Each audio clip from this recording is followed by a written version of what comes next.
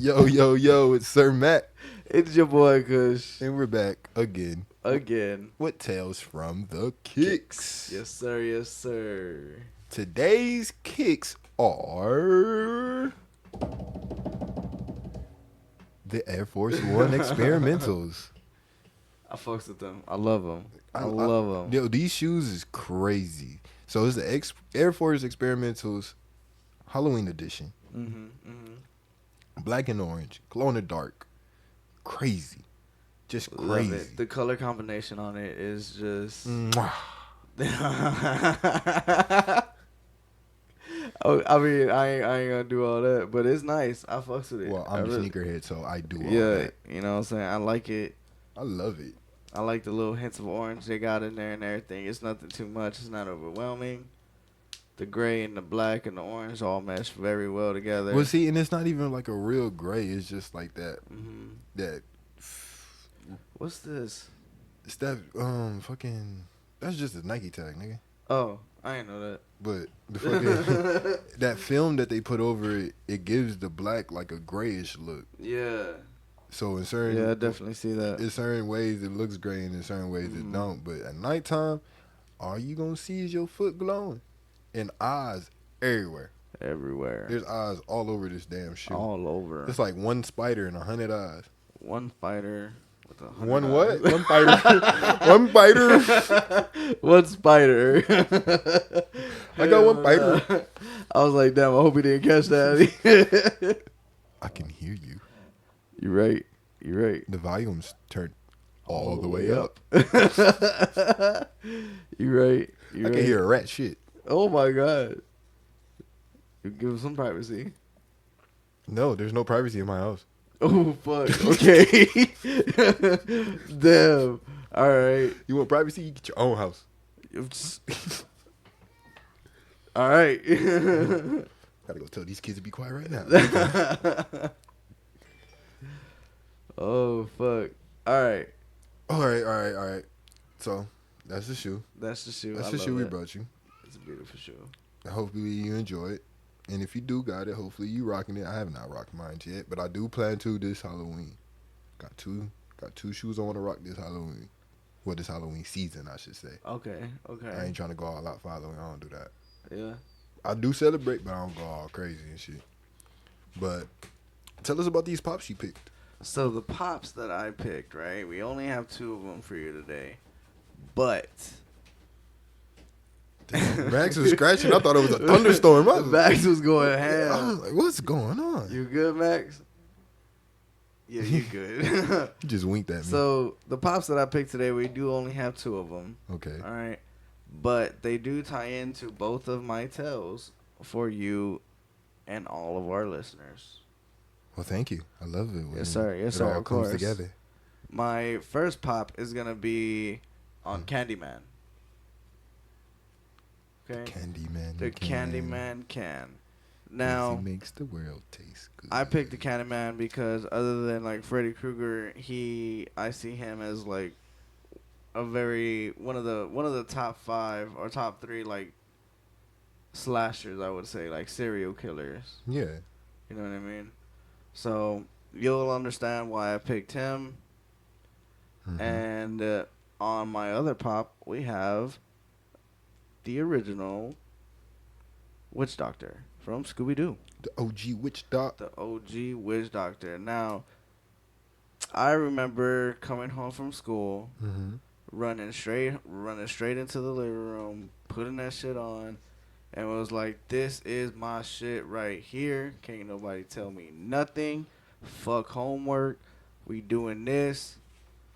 Yo, it was so crazy, right? Because last episode, we were talking about, me and JoJo got to talking about cartoons. And it was so funny because Scooby-Doo was one of the cartoons that I brought up. And then today, you pulling out the Witch Doctor. That shit's funny. See, and if you don't know this, Sir Mac is a very, very big fan of Scooby-Doo. Yes, I specifically remember high school days where he came walking in with the whole ass Scooby-Doo under his arm. I had that Scooby-Doo for years. Even after I graduated, I still had that motherfucker with me. Yeah. Like, through the army and everything. Like, I think I just lost him like I think I lost him like 4 years ago. Oh no. I don't know where the fuck he went. I want to say he's in storage somewhere, but I'm not 100% sure. Damn. That was my dog. Literally. That was literally my dog. Yeah. Yeah. Big shoes to fill, Max. Okay. Big shoes. It's okay. Max is real. Damn. You're right. So the Wiz Doctor, right? Now, the reason why I decided to go with the Witch Doctor is not only because of childhood memories. It sounds the same to me. Over here sounds the same as over here. No, but I can. Oh, yeah, I get what you. I get what you're talking about. You know, I got to do it again. Over here sounds the same as over here. One of them sounds a lot better. So I'm just gonna be talking to you like this then. Yeah, you don't see me doing it. Yeah, that's what I've been doing. Oh, I hear it now. I hear it now. I hear it now. I hear that. I hear that shit now. I positioned the mic to where the front is facing me, so when I'm leaning in, I'm actually going into the front of the mic. You, my friend, probably need this. You could go ahead and edit up until this part. So 5, 4, 3.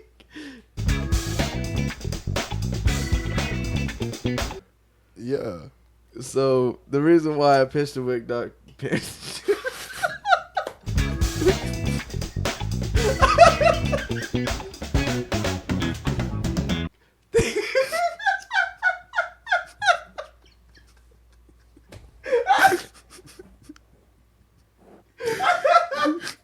Why is this laugh so hysterical? This shit should be in a movie. Yo, what's up? It's Matt.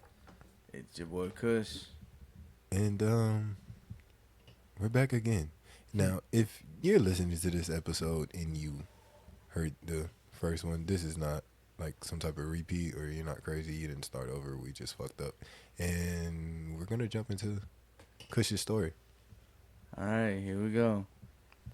Dr. Harold Shipman, aka Doctor of Death, the Angel of Death, or the Good Doctor. Now, Harold was born on January 14th, 1946, on the Bestwood Estate, a council estate in Nottinghamshire. That's a weird. I've never heard of that. Nottinghamshire.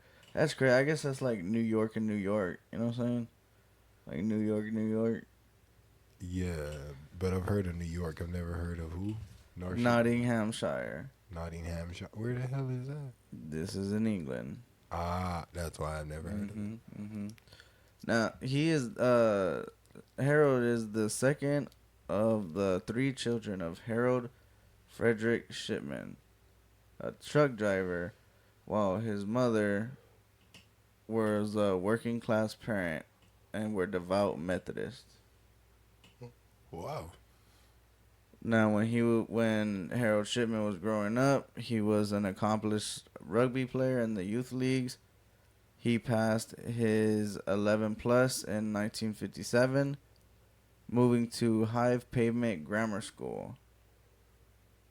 So it's like an advanced school or something. Yeah. You know what I mean? Because the dude's smart. That's what's up. Harold ended up leaving the grammar school in 1964 and excelled as a distance runner. In his final year at school, served as vice captain of the athletics team. Okay. So I guess he was a jock. Boy was getting it. You know what I mean? Yeah. Now, Shipman was particularly close to his mother, who did die of lung cancer when he was just at the young age of 17. Her death came in a manner similar to what later became Shipman's own modus operandi. You ever heard that before? No, never. So, the modus operandi is like a switch. You know what I'm saying? So like Like when switch off a tree? no, switch like switch into like something else. A transformation? No, like you know, you have a how you have a switch for like to turn on your emotions and turn off your emotions. You know what I'm talking about? Yeah. I Or think like so. when somebody made you snap. Oh, when somebody bring you to your boiling Yeah, point. like that was his breaking point. Now, in the later stages of Harold's mother's disease, she had morphine administered at home by a doctor. Harold witnessed his mother's pain subside, but still her terminal condition until she died on June 21st, 1963. Okay. On November 19th, 66, damn, 1966, he married Primrose Max Oxtoby. He ended up having 4 children. That's what I said. Now, Shipman did study medicine at Leeds School of Medicine, University of Leeds, graduating with the class of 1970. He began working at Pontefract General Infirmary and Pontefract West Riding of Yorkshire. And in 1974, he took his first position as a general practitioner at the Abraham Ormerod Medical Center in Todmorden. Wow. Now, with the title being, you know, AKA Dr. Death, what do you think about that? Like that's the title. Like the title is like Harold Shipman, Doctor of Death, and now he just got his first position as a general practitioner. I'm sure this is probably the time he was known as a good doctor. This is true. This is true. Because, like I said, them names is not normal for one person to have good doctor and angel of death. You're right. It's like carrying a Bible in one hand but a knife in the other. Now, in the following year, Shipman ended up getting caught for forging prescriptions of pethidine for his own personal use. What's pethidine? What is that? Pethidine, I want to say it's like a Demerol. It's a synthetic opiate pain medication of the phenylpiperidine class. Okay. Yeah, right. I know. I was just like, that hurt my head. That hurt my head. I was just trying to find out what it did. True. You made me think too hard. I'm telling you, that shit hurt, right? I don't even know what that could be. I just did not expect that. It's basically like a synthetic opioid muscle relaxer. Oh, okay. You know Why did it about? say a fucking muscle relaxer? I don't fucking know. It made that shit hard. Hard as fuck. Hurt my head. Hurt my soul. Hurt Thought I my was body. stupid. I just don't understand medicine. I guess not. I don't know medicine. Harold ended up being fined 600 euros and briefly attended a drug rehabilitation clinic in York. Thought you was gonna say rehabilitation. He became a GP. GP is also a general practitioner. Okay. Just in case, so you don't get caught up when I say GP and blah blah blah. You know what I mean? Yeah. Now, he became a GP at the Donnybrook Medical Center in Hyde, near Manchester, in 1977. Okay. Those are some names I'm familiar with. Right. I know Manchester. You was just playing them on FIFA, wasn't you? Yes, sir. Yeah, hell yeah, that's what I'm talking about. Now, Harold continued working as a GP in Hyde throughout the 1980s and established his own surgery at 21 Market Street in 1993. Damn, so he had his own shit popping. This is where he got the term good doctor because he was becoming a respected member of the community. And in 1983, he was interviewed in an edition of the Granada television documentary.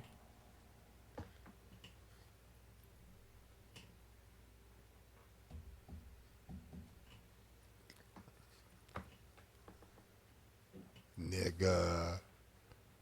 It's alright. Damn. Alright, at least you know. At least you know where to stop. Alright, ready? 3, Yeah. 2. Harold continued working as a GP in Hyde throughout the 1980s and established his own surgery at 21 Market Street in 1993. That's what's up. Okay. Becoming a respected member of the community in 1983, he was interviewed in an edition of the Granada television documentary Road in Action on how the mentally ill should be treated in the community. Now, this all aired a year after you're gonna have to edit that out, sorry. I almost gave it away. That's when I said in March 1998, Linda Reynolds of the Brooks Surgery and Hyde expressed concerns to John Pollard, the coroner for the South Manchester district. They were concerned about the high death rate among Shipman's patients. In particular, she was concerned about the large number of cremation forms for elderly women that he had needed countersigned. Police were unable to find any sufficient evidence to bring charges and closed the investigation on the 17th of April. Damn. Exactly. Now, So when you say you needed what court sign? the countersign. Countersign? What is that? Countersign is like when somebody overrules the signature. You can overrule a signature? How? I don't know. How you just go around the entire family? And nobody was alive? I guess. I don't know. Nah, that's bullshit. What? Exactly. The police weren't able to find anything either, you know what I'm saying? Well, yeah, he kind of like cremated them. The Shipman inquiry later blamed the Greater Manchester Police for assigning inexperienced officers to the case. Damn, so he is like the Shipman inquiry, like the person that inquired about the worriness about his patients, blamed the Manchester Police for not sending like experienced officers. Like, how you get cussed out? Like, how the fuck you gonna send a bunch of rookies to my motherfucking house? Show me some fucking respect. You know what I mean? Wow. Exactly. After the investigation was closed, Shipman killed 3 more people. Fuck. In August, taxi driver John Shaw told the police that he suspected Shipman of murdering 21 patients. Damn, that's a lot. I'm telling you, he's on it. Shaw became suspicious as many of the elderly customers he took to the hospital, who seemed to be like in good health, ended up dying when they were in the good doctor's care. Of course. God damn it. Why do the good guys always turn bad? That's fucked up. Harold Shipman's last victim was Kathleen Grundy. Oh, no. She was found dead at her home June 24th, 1998. He was the last person to see her alive. He later signed her death certificate, recording the cause of death as old age. So he got access to everything. Grundy's daughter, lawyer Angela Woodruff. Her daughter's a fucking lawyer. She became concerned when the solicitor Brian Burgess informed her that a will had been made, apparently by her mother, with doubts about its authenticity. Now, the will included Woodruff and her children, but left 386,000 euros to Shipman. At Burgess's urging, Burgess was basically pushing her to go, and tell the police and everything. So she went to the police, and it began, the biggest investigation. So it went from, there's not enough evidence to now it's the biggest we're about to do investigation. this, yeah. Come on. That's what I'm saying. Grundy's body was exhumed and found to contain traces of diamorphine, which is also known as heroin. Whoa. Often used for the pain control in the terminal cancer patients, Shipman claimed that Grundy had been an addict and showed them comments he had written to that effect in his computerized medical journal. So he forged his notes and everything as well. Wow. So he just a whole fraud. Now, however, examination of his computer showed that they were written after his death, or after her death.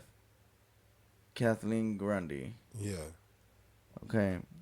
Often used for pain control in terminal cancer patients. Shipman claimed that Grundy had been an addict, forged all of her comments, forged all of the comments in her recent medical visits. That way it didn't raise suspicion. So he went back and forged a whole bunch of notes from all her prior visits. Fuck. Exactly. But, since he decided to put all of them in a computer, the police confiscated his computer. And they showed that they were written all after her death. Shit. He was then arrested on September 7th, 1998.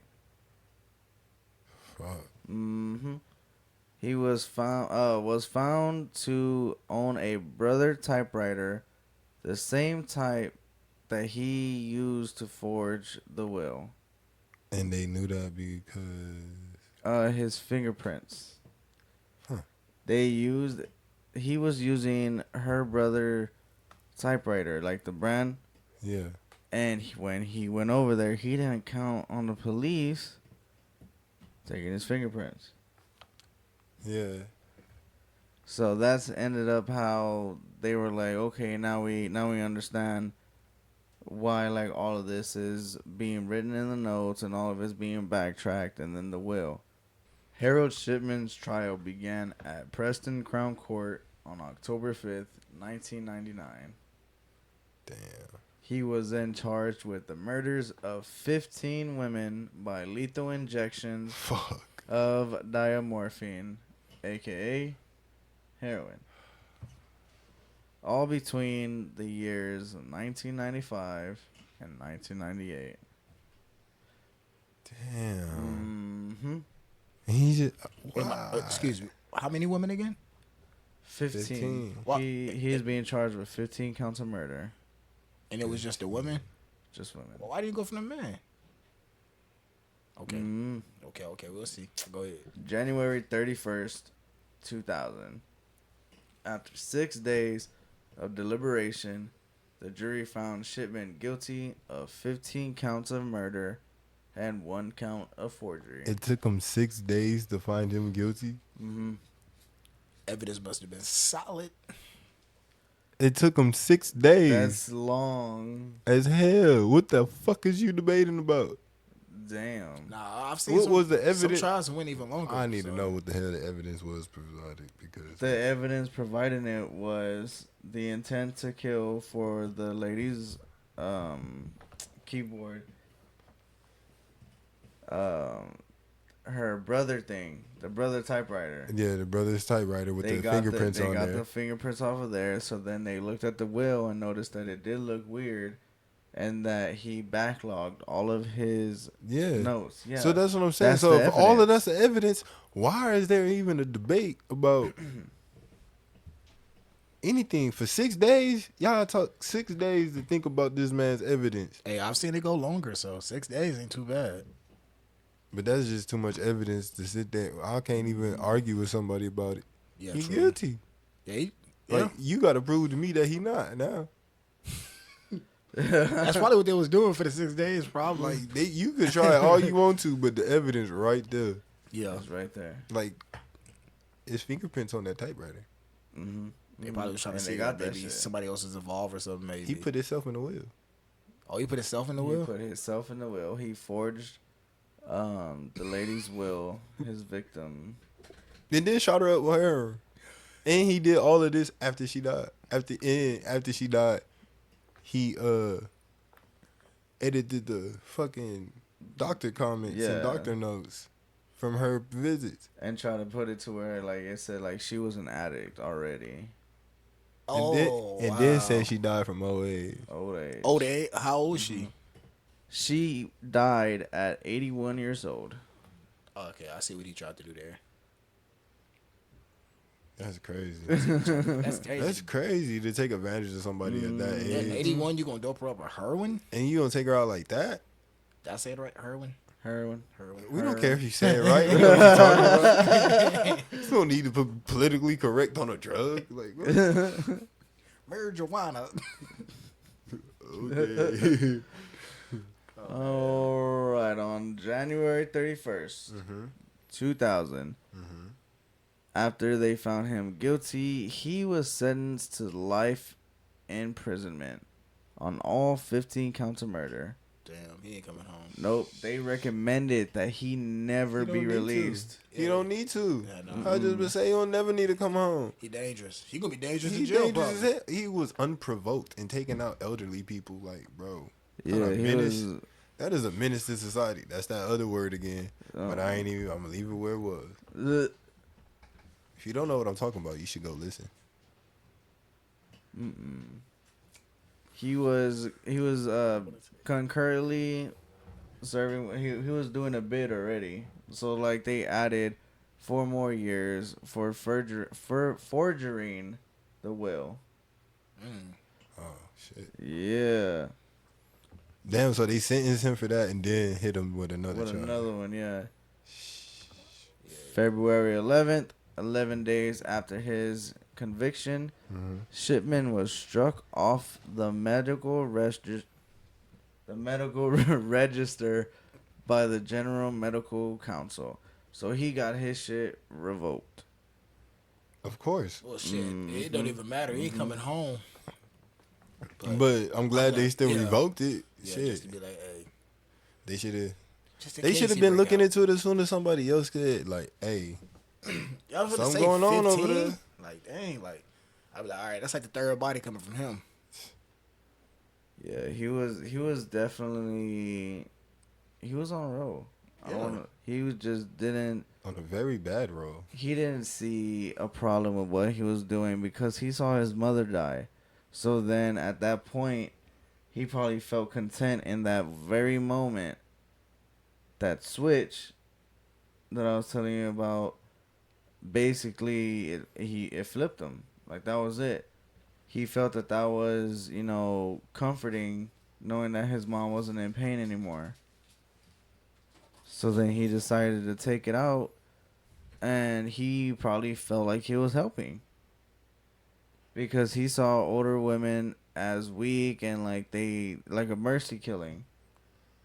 What's you're not God. What's his name again? What's his name? Dr. Harold Shipman. Nah, it's just Harold, Harold you need your Shipman. ass Well, whooped. now it's Harold It's Shipman. just Harold, Harold Harold. Shipman. Harold, you need your ass whooped. This nigga playing respect on the nigga that killed all these people. Crazy. As Yeah, they revoked it. You can't call him doctor no more. I'm sorry. I am so sorry, guys. Now, 2 years later, Home Secretary David Blunkett confirmed the judge's whole life tariff just months before British government ministers lost their power to set minimum terms for prisoner. Wait a minute. Wait a minute. This happened overseas? Yeah, this is in England. Yeah. I definitely got to go. I didn't know, like, heroin was, like, is it big over there? Worldwide? You know, worldwide, my guy. I thought, Bro, what you thought drug trade was? Just between Mexico and the United States? I wouldn't expect written. You should expect everywhere. I don't know why I didn't expect There's that. drugs everywhere, bro. I don't know. I see that, but I just didn't. Bro, you can go to the middle of the jungle and find a drug.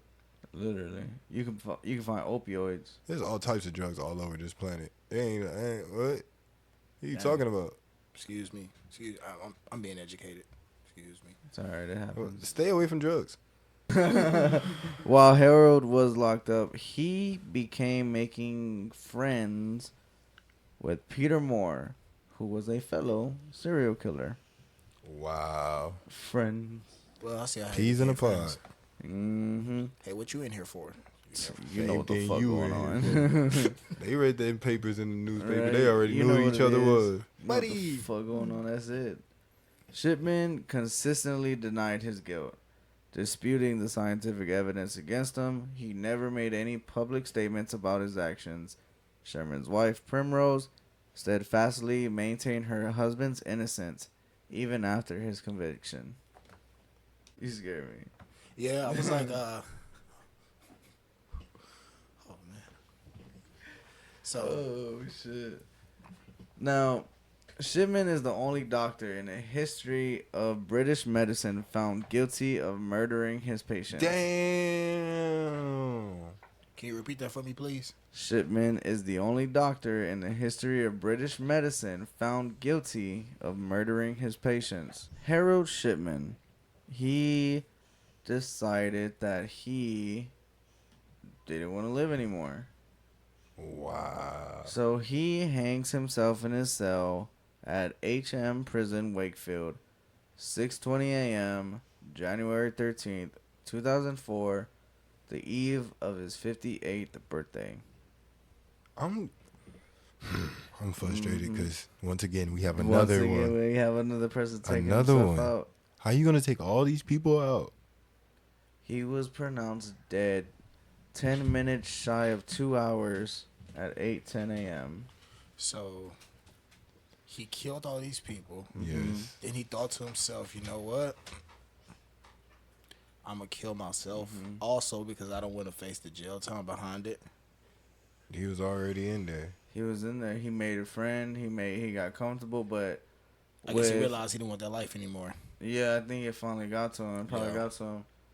Now, even though he is dead, going through all of his medical records, they suspected that he killed roughly between 200 to 250 people. He was convicted for 15, but due to his records being altered and all the notes, they don't know who died Or who got what. exactly. They don't And know then, if like this I is said, real or all not. of those other ones that had got cremated, Mm-hmm. you can't even go. You can't do nothing with that. Yeah, but you can still go back and you can wonder, like, you can talk to the family. Did your grandma or did your mother ever talk about cremation and everything? So then you can backlog all of that. You can continuously check the type of person that he was treating as well. Yeah. Was she wealthy? Why was it only women? What's the connection between the older age and the younger age? Like, he didn't kill anybody at a young age. You know what I just thought about? I don't know why it's a random thought, but like when people die, they should just take like a tube of their blood. Like it should be mandatory. Like at least 1 or 2 tubes of their blood. So just in case later on there's foul play involved, or maybe there may be foul play involved, you can go back and test the blood and see if like maybe there was poison or if somebody tried to do something to them or a false OD. Like if this person isn't known for drugs, but then all of a sudden they OD. And that's it. That could literally be key evidence. But I'm still a little confused because it's like he put himself in the will as in like, to get money or something, right? But it's kind of like, don't doctors make a decent salary? No. Wait, but he did have his own practice. Yeah, he had his own practice. He was in charge of other people. Yeah. Yeah, I'm Like, pretty he sure had that his own. yeah. He had his own, pretty much his own building. Yeah, he's bringing in something. Like he worked his way It's up. not like he was just like, It wasn't like he was struggling. like a scrub doctor or like a brand new doctor. He got he a was good a general reputation and everything. practitioner, Yeah, he got a That's good where reputation. the The good good doctor doctor comes come from. But That's crazy. it's still, you just turn out to be the angel of death. Mm-hmm. So you work your way. You work that hard to kill people. I That's know crazy. who's really shocked is probably the people that worked under him. They probably like, we looking up to you like, hey, we want to be Nah, you one day. And look what See, you're doing. exactly. And now, so all of the victims' families feel cheated. Yeah. Of course they do. Everybody feels cheated. The workers, the families, most of all. Shipman's suicide meant that they would never have the satisfaction of a confession, Facts. nor answers to why he did it. There's just no way you can ask, like, hey, what's going on? You know, like, you can't do that. So, not doctor. Doctor, not doctor. Harold Shipman was the angel of death, killing roughly between 200 and 250 patients. God damn. He is known as the most prolific serial killer in modern history. And he got caught because he got greedy. Wait, the way I think of it now, maybe like saying that number, because I mean the 15, I'm pretty sure you still feel guilty about, but man, that's a lot. You said like between 200 to 250. Yeah, like he probably felt all the guilt and probably sitting there all that time he got to spend, probably just thinking like, man, I'll put them in a box too. Yeah, like that's it. crazy. I got it, yeah. That shit is wild, bro. That shit is wild. He is just, I think his mother dying really fucked him up. But I mean, man, like 200 to sit there and do all of that and then just to blame it on your mother. See, and then that's the thing, like, you're not really blaming it on your mother, you blame it on her mother passing. And it's just like, bro, but you already, like... Yeah, that's what I mean. Like, that's just... Like, I understand that's a very close relationship. And it's very sensitive. But at the same time... You putting other people in your shoes. You're just gonna kill everybody, bro. Every elderly person that comes by you is damn near a target. And that's not cool. So, we're talking about the amount of people that he killed. Yeah. He, like I said, 200 to 200 roughly. This was through a 28-year span. 28 years? 28-year span, 1970 to 1998. 28 years. Now, if you break that shit down, that's 10 victims a year. Oh, my God. Golly, bro. That's literally... And nobody was catching on to this dude. That's and then the ones that pulled the flag on the first time, they was just like, well, there's no evidence. Where did y'all look? Probably wasn't all that. I mean... Exactly. Probably wasn't looking deep enough. Probably thought it was like, light evidence. Like, no, you don't see nothing. And then now, like, y'all done fucked up everything. Yeah, now you gotta go all the way back. Fucked it up for everybody. Mm-hmm. Literally. I don't get that. Oh, man. That's crazy. Yep. But it was greed that brought him down. Mm-hmm. The root of all evil. Mm-hmm. And I bet you that was his first time. And yep. Mm-hmm. he just pushed the limits too far. Yep. He thought he was going to get some money. 28 fucking years. 28 years you killing people. 28 and now you want to years. put yourself in the wheel. That's hella suspicious. Like, yo, you're a doctor putting yourself in the wheel? Yo, something happened to me. Exactly. And you see Dr. Such and Such is, he gets Josiah's. Hell no. Yo, I ain't fucking with it. I ain't fucking with either. It's a lot of people, and this dude's a piece of shit. Yeah. So A huge piece of it, man. I hope you enjoyed my Dr. Evil tale. I did. Oh, they did. I'm traumatized, but I enjoyed it. Thank you. But, Nah, that one is wild. I'm not gonna lie, that one is crazy as hell. See, stories like this, just don't it mess with y'all? Like, to be like, yo, like going to the doctor, don't you? Oh, I'm ready for it whenever it happens. I ain't tripping about it.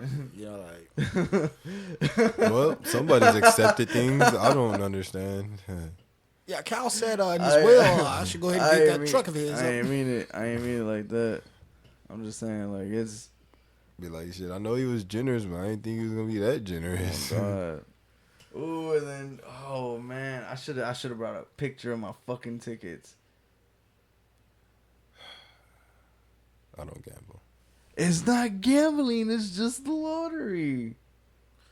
That's a form of gambling. I'm just saying, it's at 1.28 billion here in Texas. What I don't understand, it's in the world. I mean, not in the world. Oh, wait, I thought it was just and in the country. My bad. It's everywhere. This nigga Lottery like funny. drugs too. Pretty much. If you think about it, why they only make that one legal? You could be like, y'all so silly. Think about it. Why is that the only? That's the only gambling you could legally do anywhere. Yeah. You can pull up to any spot and get a lottery ticket. That's crazy. Because the state get the money. Yeah.